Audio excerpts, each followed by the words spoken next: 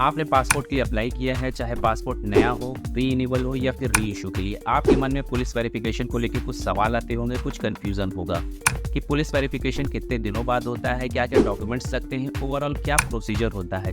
जानना चाहते हैं तो ये वीडियो आपके लिए। बहुत से लोगों के मन में ये सवाल बना रहता है कि जब हमने फर्स्ट टाइम पासपोर्ट के लिए अप्लाई किया था तो उस समय हमें पासपोर्ट के लिए पुलिस वेरिफिकेशन की गई थी और हमें पासपोर्ट जारी किया गया था, तो जब हम रीन्यूअल के लिए अप्लाई करेंगे तो दोबारा पुलिस वेरिफिकेशन नहीं होगी। तो ऐसा बिल्कुल नहीं है। चाहे आप नया पासपोर्ट अप्लाई कर रहे हैं या फिर री इशू भी अप्लाई कर रहे हैं, दोनों ही केस में फिर से आपकी पुलिस वेरिफिकेशन होगी, क्योंकि 10 सालों के लिए जब आपका पासपोर्ट वैलिड होता है तो इन 10 सालों में कोई क्रिमिनल रिकॉर्ड आपके ऊपर तो नहीं है, यही चेक किया जाता है पुलिस वेरिफिकेशन के ज़रिए। तो दोनों ही केस में पुलिस वेरिफिकेशन होना ज़रूरी है। अब बात करते हैं पुलिस वेरिफिकेशन कब होता है। जब आपको एक अपॉइंटमेंट डेट मिल जाती है, जिस अपॉइंटमेंट डेट पे आपको सारा डॉक्यूमेंट्स लेके, रिक्वायर्ड डॉक्यूमेंट्स लेके पासपोर्ट सेवा केंद्र पर जाना होता है, जहां पर आपका सभी डॉक्यूमेंट्स का वेरिफिकेशन होता है, आपकी फ़ोटोग्राफ्स क्लिक की जाती है, आपको फिर घर भेज दिया जाता है। उसके बाद 2 हफ्ते के अंदर आपकी फ़ाइल को संबंधित थाना या पुलिस स्टेशन पे एक्सीलेट कर दिया जाता है, जहां से वो वहाँ के पुलिस ऑफिसर आपसे कांटेक्ट करते हैं, आपको बुलाते हैं या आपके घर आते हैं। वहाँ पे आपसे कुछ डॉक्यूमेंट्स की मांग की जाती है, कुछ बेसिक्स से क्वेश्चन किए जाते हैं और आपको घर भेज दिया जाता है। इन सारे प्रोसीजर को होने में 2 हफ्ते का समय लगता है। अपॉइंटमेंट डेट के 2 हफ्ते के अंदर ये पुलिस वेरिफिकेशन होता है। अब बात कर लेते हैं डॉक्यूमेंट्स के बारे में कि पासपोर्ट के लिए पुलिस वेरिफिकेशन के लिए पुलिस कौन कौन से डॉक्यूमेंट्स मांगती है। इसके लिए मैंने 2 पार्ट में इसको डिवाइड किया है। पहला तो आपका खुद का घर है या आपके पेरेंट का घर है, तो उस केस में कौन कौन से डॉक्यूमेंट्स लगेंगे। दूसरा कि आप किसी रेंट पर रह रहे हैं, रेंटेड हाउस है, तो वहाँ पे कौन कौन से डॉक्यूमेंट्स दे रही हैं। जब आपका घर खुद का हो, ओन हाउस है या फिर पेरेंट का हाउस है, तो उस केस में कौन कौन से डॉक्यूमेंट्स लगेंगे। वो सभी डॉक्यूमेंट्स की कॉपी अपने पास आपको रेडी कर लेनी है जो आप पासपोर्ट सेवा केंद्र पर ले गए थे, जिसमें आपका Aadhaar card, PAN card, high school का रिजल्ट होगा। साथ ही आपके पास हाउस टैक्स की रसीद होनी चाहिए या फिर पीला कार्ड होना चाहिए, पीले कार्ड की कॉपी। उसके बाद जो मैं आपको बता रहा हूँ उनमें से कोई एक डॉक्यूमेंट अगर आप रेडी कर लेते हैं तो आपका पुलिस वेरिफिकेशन बहुत ही आसानी से हो जाएगा। पहला है एक एफिडेविट आप बनवा लीजिए, जिनमें आप लिखें कि ये सारी चीज़ें जो मैंने बताई हैं ये पूरी तरह से सत्य हैं और मेरे ऊपर किसी भी तरह का कोई क्रिमिनल रिकॉर्ड नहीं है। एक एफिडेविट आपकी तरफ से जमा कर दी जाएगी। दूसरा है आप एक निवास प्रमाण पत्र बनवा सकते हैं। सभासद से भी आप एक लेटर लिखवा सकते हैं जिसमें वो अटेस्ट करेंगे कि वो आपको भली भांति जानते हैं। अगर आप ग्रामीण क्षेत्र में रह रहे हैं तो वहाँ पे वो ग्राम प्रधान ये कार्य करेगा।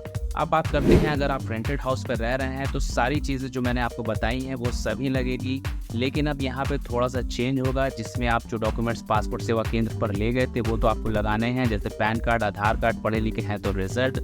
अब यहाँ पे आपको अपनी जो रेंट एग्रीमेंट की कॉपी भी लगानी होगी और साथ में आपको जो आपके ओनर हैं उनसे उनका आधार कार्ड लेना होगा जिसमें उनकी सिग्नेचर होगी। साथ ही आपको एक पड़ोसी की आधार कार्ड पे सिग्नेचर लेनी है, वो अपने साथ रख के आपको पासपोर्ट के लिए पुलिस वेरिफिकेशन में देना होगा पुलिस ऑफिसर। उसके बाद आप एक निवास प्रमाण पत्र भी बनवा सकते हैं या फिर एफिडेविट भी दे सकते हैं। साथ ही आप सभासद से लेटर लिखवा के या ग्राम प्रधान से भी लेटर लिखवा के पुलिस वेरिफिकेशन में पुलिस ऑफिसर को दे सकते हैं। तो रेंटेड हाउस हो या ओन्ड हाउस, सारे डॉक्यूमेंट्स सेम रहेंगे। सिर्फ फ़र्क इतना होगा कि अगर आप रेंट पे रह रहे हैं तो रेंट एग्रीमेंट की कॉपी लगेगी, ओनर का आधार कार्ड लगेगा, उनका सेल्फ असिस्टेड, साथ ही एक पड़ोसी का आधार कार्ड सेल्फ असिस्टेड लगेगा जब आप रेंट पे रह रहे हैं।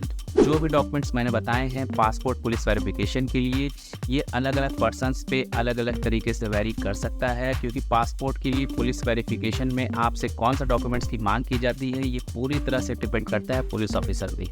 मैंने मैक्सिमम डॉक्यूमेंट्स के बारे में आपको जानकारी दे दी है, लेकिन इसमें कुछ डिफरेंस हो सकता है। आप बात कर लेते हैं पुलिस वेरिफिकेशन में प्रोसीजर क्या होता है। सभी डॉक्यूमेंट्स की कॉपी जब आप पुलिस वेरिफिकेशन में पुलिस ऑफिसर को दे देते हैं, वो आपसे सारा डॉक्यूमेंट्स कलेक्ट करने के बाद आपको घर भेज देते हैं। अब आपका काम यहाँ पे ख़त्म हो जाता है। अब पुलिस का काम चालू होता है, जहाँ पे वो आपका क्रिमिनल रिकॉर्ड में केस चेक करते हैं कि कोई क्रिमिनल रिकॉर्ड तो नहीं है उनके डाटाबेस में, किसी भी तरह का कोई केस तो पेंडिंग नहीं है। हो सकता है कि आपकी फ़ाइल को सिविल कोर्ट में ही भेजा जाए, वहाँ पे आपका कोर्ट का कुछ केस पेंडिंग तो नहीं, वो चेक किया जाता है। अगर सब कुछ सही रहता है तो आपकी फ़ाइल को एसएसपी की तरफ ट्रांसफ़र कर दिया जाता है। एसएसपी आपकी फ़ाइल का रिव्यू करता है और किसी भी तरह का कोई केस नहीं पाए जाने पर आपकी फ़ाइल को पीएसके पे फॉरवर्ड कर दिया जाता है, जहाँ पे आपका पासपोर्ट प्रिंटिंग में चला जाता है और 1 हफ्ते से 10 दिन में पासपोर्ट आपके घर के एड्रेस पे पोस्टल द्वारा पहुंचा दिया जाता है। ये सारा प्रोसीजर नॉर्मल केस के पासपोर्ट के लिए बताया गया है, जिसमें किस तरह से आपने अप्लाई किया और क्या पुलिस वेरिफिकेशन का प्रोसीजर रहा। इस नॉर्मल केस में पासपोर्ट में 25 से 30 दिन का समय लगता है मैक्सिमम, उससे पहले ही आपका पासपोर्ट आपके पोस्टल एड्रेस पे पहुंचा दिया जाए।